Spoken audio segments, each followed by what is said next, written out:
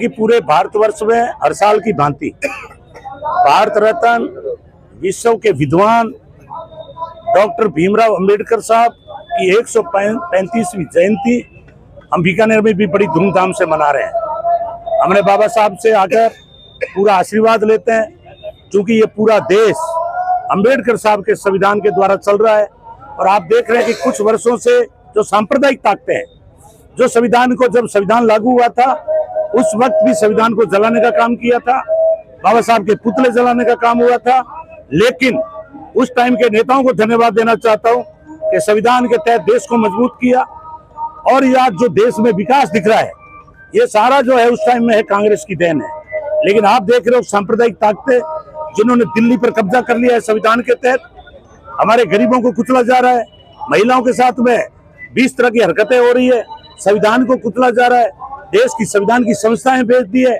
इनके जो चेले हैं, तंपी है, इनके जो पूंजीपति लोग हैं, बैंक सारे दिवालिये कर दिए हैं। तो आज हम बाबा साहब के जन्मदिन पर शपथ लेते हैं, राहुल गांधी जी के नेतृत्व में, प्रदेश के अंदर अशोक गहलोत जी प्रदेश अध्यक्ष डोटासरा जी के नेतृत्व में, जब तक सांप्रदायिक ताकतों को सत्ता से बाहर नहीं कर देंगे हम लोग चैन से नहीं बैठेंगे।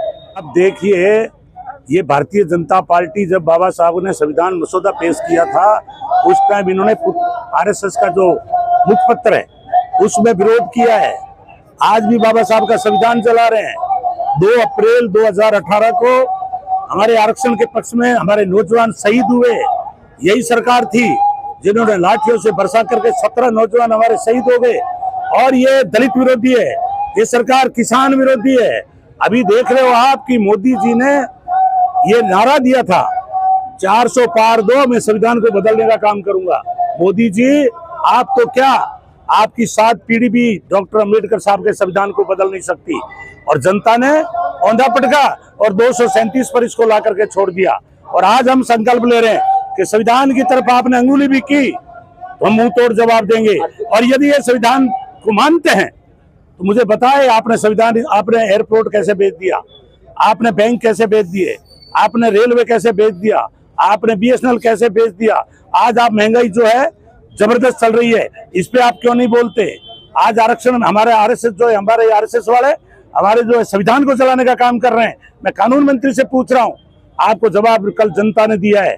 आपने कल अंबेडकर जयंती और ज्योतिबा फुले जी की मीटिंग की और मात्र 1000 आदमी आए हैं।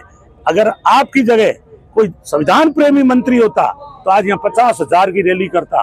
मैंने पिछली बार जब मैं कैबिनेट मंत्री था 22 और 23 में, मैंने 20,000 की रैली की थी। और इन्हीं अर्जुन राम जी बुलाते हैं तो 2000 आदमी नहीं आते। इसका कारण है कि संविधान विरोधी है, ये गुलाम बन करके राज कर रहे हैं। कानून मंत्री है लेकिन इनकी चलती कुछ नहीं है। और इनके वीडियो, फर्जी वीडियो इनके बच्चे बनाने में लगे हुए हैं। इसलिए मैं साफ संकेत दे रहा हूं कि जनता ने नहीं आकर के संकेत दे दिया है कि आप विकास करके बताओ, संविधान के ऊपर बोल के बताओ। बाबा साहब की जो आरएसएस के लोग मूर्तियां तोड़ रहे हैं उस पर आप बोल के बताओ। दलित महिलाओं के साथ आए दिन रेप हो रहे हैं, आप उस पर ऊपर नहीं बोलते हो। आप पूरा संविधान हमारा कुचला जा रहा है, देश बर्बाद हो रहा है। एपिस्टीन फाइल में तुम्हारा प्रधानमंत्री का नाम है, उसके अंदर रैप के अंदर नाम है, मैं नहीं। आईपीएस अमिताभ दास कह रहा है, बिहार का 1994 का आईपीएस कह रहा है। आपका जो है वो जो सुब्रमण्यम स्वामी है वो कह रहा है कि मोदी बलात्कार का मुलजिम है, एपिस्टाइन फाइल का मुलजिम है। चाइना में तो आप गए, आपकी सीडी बनी हुई पड़ी है। अगर आप में शर्म है, प्रधानमंत्री को इस्तीफा देना चाहिए। बीकानेर में कानून मंत्री बैठे, काय का कानून बना रहे हो। 7 लाख मुकदमे आरएसएस के हटाए अर्जुन राम जी, आपने बहुत बड़ा पाप किया है। बाबा साहब ने कोई चिट्ठी नहीं लिखी। मैं तो धन्यवाद देना चाहता हूं कि बाबा साहब ने संविधान बनाया, 1956 में उनकी डेथ हुई। और कांग्रेस के नेताओं को धन्यवाद देना चाहता हूं कि बाबा साहब को विधि मंत्री बनाया और पूरे देश में संविधान को लागू कर, जहां सुई नहीं बनती थी, जहां रेलवे नहीं था, बीएसएनएल नहीं था, सड़क नहीं थी, हॉस्पिटल नहीं थे, आज जो विकास दिख रहा है ये कांग्रेस पार्टी की देन है। साहब ने कहा था कि आरक्षित सीट से जो भी बन के जाता है वो विकास करके बताए, गरीब की झोंपड़ी में जाए, उसके साथ अत्याचार होता है वो बोल के बताए, विकास करके बताए। मैं कह रहा हूं कानून मंत्री जी, मुझे खुशी होती कि आप गरीबों के घर में जाते, गरीब के घर में बैठते। आप तो रोटी भी पूंजीपतियों के घर में कलकत्ता जाके खाते हो, कभी गरीब की झोंपड़ी में जाओ।